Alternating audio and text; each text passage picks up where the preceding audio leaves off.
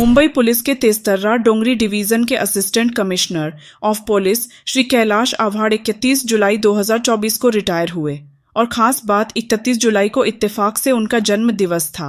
जन्मदिन और सेवानिवृत्त के मौके पर कई पुलिस थाने के अधिकारी एवं डीसीपी परिमंडल 1 के श्री प्रवीण मुंडे भी डोंगरी उमरखाड़ी नजमबाग हाल में उपस्थित होकर उन्हें जन्मदिन की बधाई और साथ साथ पुलिस सेवा दल से रुखसती का सत्कार सम्मान प्रस्तुत किए। हमारे ABN 24 इंडिया की तरफ से भी उन्हें जन्मदिन की बहुत बहुत बधाई देकर सत्कार व सम्मान प्रस्तुत किया गया।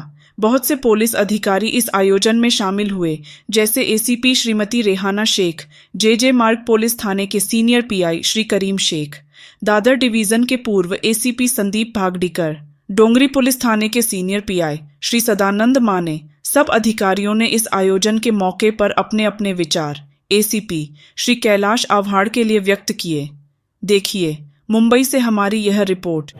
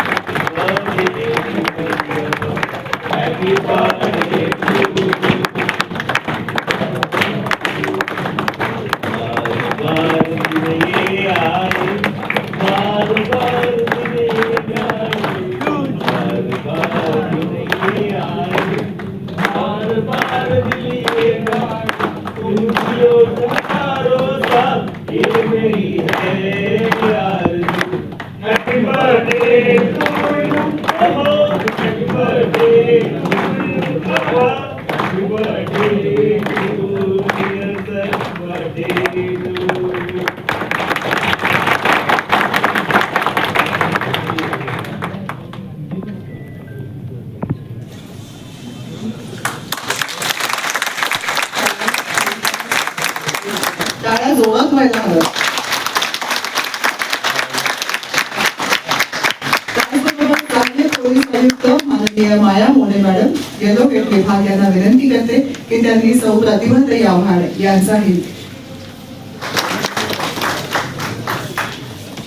आजच्या कार्यक्रमासाठी उपस्थित असलेले माझे सहकारी, माझे बॅचमेट्स, त्याप्रमाणे माझे आप्तगण, मित्रगण, माझे गाववाले, त्याचप्रमाणे माझे भाऊ बहिणी, सर्वांचे आज पाठीमागे जर ज्यावेळेस बघितलं, मी माझी 35 वर्ष सर्व्हिसचं पाठीमागून मुळे बघितलं तर एक विलक्षण असं भीती वाटते आणि आनंद पण होतो का हे 35 वर्ष माझे कसे गेले।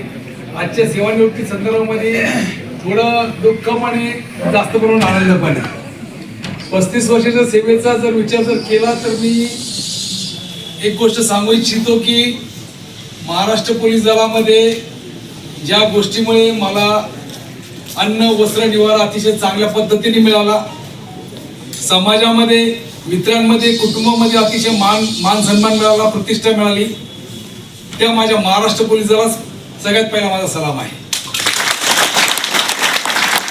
महाराष्ट्र पोलीस दलामध्ये आल्यामुळेच ह्या सर्व गोष्टी मिळाल्या, अन्यथा नसते मिळाला हा माझा 100% विश्वास आहे। आणि दुसरी गोष्ट, माझी सुरुवात नागपूरपासून केली मी नोकरीची। जसं आज माझं सगळं मनोगत म्हणजे माझ्याबद्दलची माहिती दिली असेल, उपराजधानीपासून सुरुवात, राजधानीमध्ये शेवट, पण हे करत असताना बरेच काही कामं केले, हे केलं ते केलं, पण मी सांगतो की ज्या टायमाला मी ट्रेनिंगला गेलो, माझे बॅचमेट नाही करत असले, आम्हाला रूम अलर्ट होले, तसं माझ्या बाजूला भागडीकरांची रूम होती, माझ्या रूम मध्ये एक वाक्य लिहिलेलं भेटलं, कारण ते ऑफिसर्स ट्रेनिंग आहे, तिथे प्रत्येकाला सेपरेट रूम भेटते, त्याच्यात एक वाक्य लिहिलं, ज्याला जगायचं असेल त्याला झगडा करावा लागेल, ज्याची याला तयारी नाही त्याची जगण्याची लायकी नाही। तर म्हटलं कोणी लिहिलं सर हे? नंतर सगळी माहिती घेतली असता समजलं का हे ते हिटलरचं वाक्य, क्रूरकर्मा, इथे आम्ही अजून तसा हिटलर होता, पण म्हटलं यांनी लिहिलं असं त्याचं वाचावं थोडंसं, मग ते थोडंसं पुस्तक वगैरे असेल तर समजलं। आणि नंतर मग ट्रेनिंग पूर्ण झाल्यानंतर समजलं ते वाक्य मी जास्त मनाला लावून घेतलं। जर तुम्हाला जगायचं असेल या पोलीस खात्यामध्ये तर तुमचं डेडिकेशन पाहिजे, तुम्ही स्वतःला अपडेट ठेवलं पाहिजे, तुमचं फिजिकल फिटनेस ठेवला पाहिजे, आणि हे जर केलं तर निश्चित तुम्हाला यश तुमचं मिळतं। माझ्या सर्व्हिसमध्ये पूर्णपणे या 35 वर्ष सर्व्हिसमध्ये मी कामाला वर्कहोलिक होतो, मी जास्त प्रमाणात म्हणजे घराकडे दुर्लक्ष निश्चितच झालं असेल माझ्याकडनं, कारण मी घराला एवढा वेळ देऊ शकलो नाही, पण घराची बाजू माझे बहीण भाऊ असतील, खास करून माझे आई वडील यांनी मला खूप मोठी साथ दिली. त्यानंतर लग्नानंतर माझ्या मिसेसनी आणि आईनी वडिलांनी पण मला खूप साथ दिली, कुटुंबाने साथ दिली. त्यामुळे माझा प्रवास सुखकर झाला.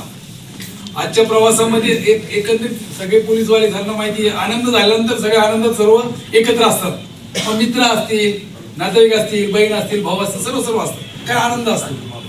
पण अनुभव म्हणून सांगतो की ज्याला मला दुःखद प्रसंग पोलीस खात्यात येतात, 100% येतात. असं एक पण नसेल तर पोलीसवाला बसलेला का त्याला एकदम असा माय वे इज हायवे असं कोणी जात नाही. ज्याला मला अडीअडचणी वगैरे पोलीस खात्यात येतात, ज्या मला आल्या त्यावेळेस फक्त माझ्या पाठीमागं खंबीरपणे मला एकदम आश्वस्त करून माझ्या पाठीमागं उभी राहिली ती माझी मातोश्री, माझी पत्नी आणि माझी मुलगी. आणि नंतर मग बाकीचे माझे भाऊ बहिणी येतात. पण पत्नीचा रोल हा खूप मोठा आहे. आज सकाळी बिचारा आम्हाला ड्युटीवर निघाला, आज शेवटचाच होता, तरी पत्नीने डबा दिला. त्यांनी उद्यापासून डबा नाही म्हणलं, चांगला आनंदाची गोष्ट आहे. असं आहे. कधी मला ड्युटीवर येताना माझं स्वतःचं असं होतं का, जर समजा तुमची ड्युटी, मी माझ्या कर्मचाऱ्यांना पण सांगितलेलं आहे का तुमची ड्युटी संध्याकाळी 8 वाजेपर्यंत आहे, पण मी घरून निघतानाच म्हणायचो का माझी ड्युटी रात्री 10 वाजेपर्यंत आहे. म्हणजे 8 वाजेपर्यंत मला कामाचा कधी कंटाळा आला नाही. आणि तुम्ही हे अंगी बाळगा. माझं बोलणं थोडंसं हार्श होतं, कारण ज्या सिनियर पीआयच्या हाताखाली आम्ही शिकलो त्यांनी आम्हाला एकच शिकवलं होतं. बाकीचे साधारणतः मित्रपरिवार आहे, सर्व काही जनता आहे, पोलीस मित्र आहेत, पण आमच्या वरिष्ठांनी आम्हाला शिकवलं असं होतं का पोलीस खात्यामध्ये प्रेमाने सांगून कर्मचारी सुधरत नाही किंवा शिकत नाही. त्याकरता तोच आमच्यावर पगडा बसला, कारण आम्हाला त्यांनी तसं शिकवलं त्याप्रमाणे मी प्रेमाने बोललो, कमी बोललो, 100% कमी बोललो. त्याला कोणी पोलीस खात्यात सरळ भाषेत बोलणं म्हणत नाही. जसं आमच्या सानपने काहीतरी सांगितलं, आमच्या खाडेसाहेब काय म्हणले का बाबा कुठे चालले काय चालले, आणि परत एकजण म्हटलं का साहेब बोलायला लागले का सोडणार नाही, कारण परत आपल्या वेळ जाणार, ट्रेन जाणार. साधारणतः असं असायचं का एखादा बंदोबस्त ज्याला आम्हाला संपायचा, उदाहरण तिथं बसले सिनियर पे कलिपशे ईदे मिलाचा बंदोबस्त संपला, तर उदाहरण म्हणून सांगतो, सगळ्या ट्रक गेल्या, त्या इतकी दुःखी ट्रक बाकी होती फक्त. त्याला आम्ही म्हणलो का सगळे फॉलिंग होते जेसी जंक्शन खाली. मग आम्ही डीसीपींना कळवलं स्वतःहून, म्हटलं सर जरा आपण आलं तर बरं होईल. मग ते फॉलिंग करावं लागले, जवळ आम्हाला जवळ अर्धा तास निघून गेला. मग डीसीपी साहेब आले, त्यांना त्यांनी 25 मिनिटं लेक्चर दिलं. म्हणजे आमचं 25 मिनिटं गेले. त्याचा फायदा झाला का, ज्या ठिकाणाहून जी नवाब मस्जिद पासून जी निघती मिरवणूक त्या ठिकाणी एक प्रॉब्लेम झालेला होता, आणि त्या ठिकाणी ते ट्रक्स बाहेर येतात, त्या ठिकाणी प्रॉब्लेम क्रिएट झाला. हा बंदोबस्त मला तिकडे उपयोगाला आला. हेतू हा होतो, जो सिनियर असतो त्याला समजतं. जसं आमचे बाबुल साहेब बसलेले हे म्हणजे त्यांच्याकडे म्हणजे बंदोबस्ताचं मोठं आगारी आहे, मंत्रालय, विधान भवन, ते लवकर बंदोबस्त लवकर सोडणे. म्हणजे तुम्ही बंदोबस्त आणून घरी झालो, पण जो असतो त्याला माहित असतं पाठीमागे फटाके काय असतात. म्हणून ती सवय वरिष्ठ आल्यानंतर तुम्हाला पण लागेल, आणि माझी सवय त्यांना पण लागली, कलीमला पण, आणि आमचे आदरणीय माने त्यांना पण लागलेली आहे.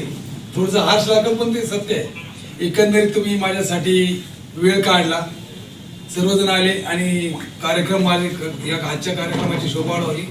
निश्चितच मी समाधानी आहे. दुसरी गोष्ट, सगळ्यांनी मला भरभरून शुभेच्छा दिल्या, चांगली गोष्ट आहे. सर्वांचं मी ऋणी आहे. एवढं बोलून माझे 2 शब्द संपवतो.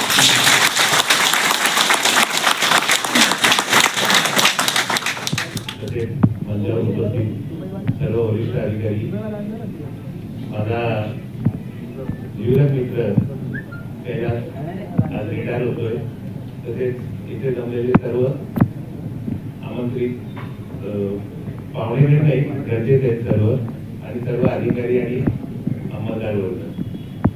सर्वप्रथम मला इथं आमंत्रित केलं, मी धन्यवाद म्हणतो. सर्वांनी आपलं मनोगत व्यक्त केलेले आहे. खरोखर आता मी सेवानिवृत्तीच्या बाबतीत मी म्हणजे ताजा अनुभवी एप्रिलला हे झाल्यामुळे, त्यामुळे मला बराच अनुभव आहे. आजचा दिवस असा असतो की थोडी एका डोळ्यात असू आणि एका डोळ्यात हसू, थोडी हुरहुर लागलेला असा दिवस असतो. सर्व सर्व्हिस कैलासने अत्यंत व्यवस्थित उत्तररित्या कर्तव्यरित्या केलेली आहे. तरी सुद्धा काहीतरी राहून गेलं अशी हुरहुर लागलेली असते.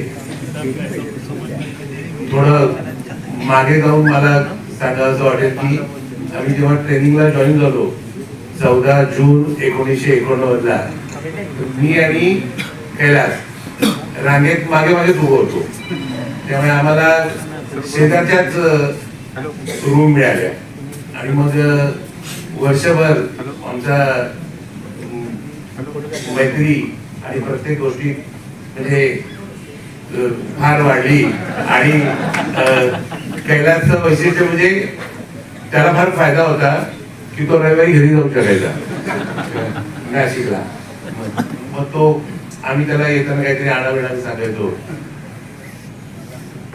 तेव्हाचा मला कैलास आठवतो ते आता गावचे साहेब बोलले ते बरोबर आहे. आमच्या बॅचमध्ये 2 कैलास आहेत. एक कैलास आव्हाड म्हणजे मला माझे मित्र आणि कैलास दोघंही स्पोर्ट्समध्ये. त्या कैलास कंपनीच्या तर जरा देखील प्रयत्न झाला. या कैलासच्या याच्यामध्ये किरकोळ 1 इंच फरक झालेला आहे.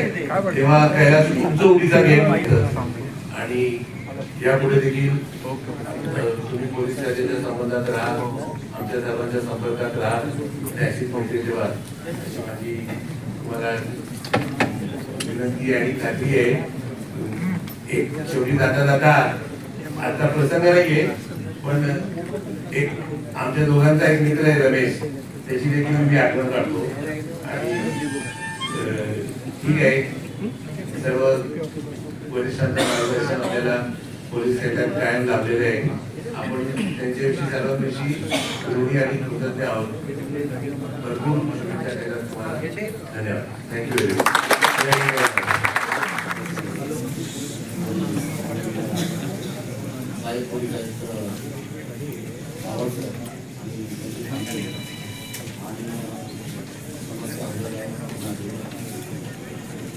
आज 31 जुलै आहे आणि मला वाटतं निगेटिव्ह होतं. डोंगरी पोलीस स्टेशनचा बराचसा स्टाफ आवड सरांना थोडासा घाबरून होता. माहिती नाही किती जण घाबरून होते, परंतु त्यांचं मार्गदर्शन एक फार मोलाचं होतं. कितीतरी त्यांची भीती वाटत असेल किंवा आजारीत भीती असेल तरी अजूनपर्यंत त्यांनी फार मोलाचं मार्गदर्शन केलेलं आहे, जेणेकरून आमच्या भावी आयुष्यात किंवा त्यांचं अनुकरण करावं असं त्यांनी बरंचसं प्रोत्साहन माझे सोडलेलं आहे. आणि याच्या पुढे सुद्धा आम्ही त्यांच्याकडून मार्गदर्शन घेऊ असं मला खात्री आहे. आणि मी त्यांच्या भावी आयुष्याबद्दल शुभेच्छा व्यक्त करतो. धन्यवाद. तर म्हणजे अक्षरशः शेवटच्या आज 31 तारखेपर्यंत त्यांनी काम केलेलं आहे. तर त्याबद्दल मला खरंच म्हणजे हे वाटतं एवढी एनर्जी कुठे येते सरांमध्ये. तर खरोखर म्हणजे एक भावना दोन्ही आहे, आनंदाच्या याच्यामध्ये थोडंसं आम्हाला त्यांचं साथ भेटणार नाही, मार्गदर्शन भेटणार नाही थोडं हे होतं. परंतु त्यांनी एवढी मोठी कारकीर्द यशस्वीरित्या पार समाधान